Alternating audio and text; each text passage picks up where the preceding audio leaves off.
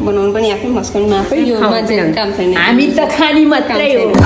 मेरो मम्मी मात्र यस्तो हो कि हजुरहरूको मम्मी पनि यस्तै हुनुहुन्छ कस्तो डेन्जर एक्टिङ गर्नुभएको हेर्नु न हे भगवान so as a student in Nepal मेरो a day in my life चाहिँ कस्तो हुन्छ भनेर आजको मिनी ब्लगमा सेयर गर्न जाँदैछु सो भिडियो अन्तिमसम्म हेर्नु होला है त so hello everyone it's me Roshana welcome to a day in my life as a student in Nepal day 42 mini vlog video देखेर नै थाहा पाउनु भयो होला आजको बिहानको सुरुवात पनि मेरो पानीदेखि नै भयो म चाहिँ कलेज जानको लागि अलमोस्ट रेडी भएर निस्किन लागेको थिएँ अनि निस्किने बेलामा त पानी पो परिदिरहेको थिएँ अब रेडी भइसक्यो कलेज जानको लागि साथी पनि कलेज जानको लागि निस्किसकेको थियो घरबाट अनि त्यही भएर अब पानी पऱ्यो नि जे परे पनि अब कलेज जान्छु भनेर म चाहिँ निस्किएँ पुरै भिजिसकेको थिएँ कि म अनि कलेज पुगेर नि भिजिसकेको थिएँ अनि भिजे पनि अब पढेर क्लास सास सकाएर म चाहिँ घर पनि फर्किसकेको थिएँ घर फर्किसकेपछि मैले क्विक सावर लिएर खानासाना खाएँ अनि दिउँसो चाहिँ खाजामा के खाने भनेको थिएँ मलाई चाहिँ अनि करेन्ट र फ्राई नुडल्स चाहिँ कस्तो क्रेभिङ भइरहेको थियो कि अनि यस्तो गर्मी पनि छ नि त त्यही भएर मैले चाहिँ कोल्ड कफी पनि बनाएँ अनि सबैजना फ्यान भयो कि आजभोलि कोल्ड कफीको अनि हामीले चाहिँ यसरी नै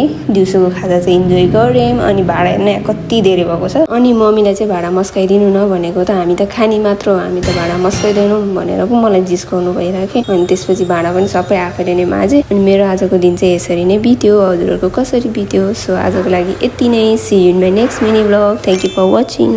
बाई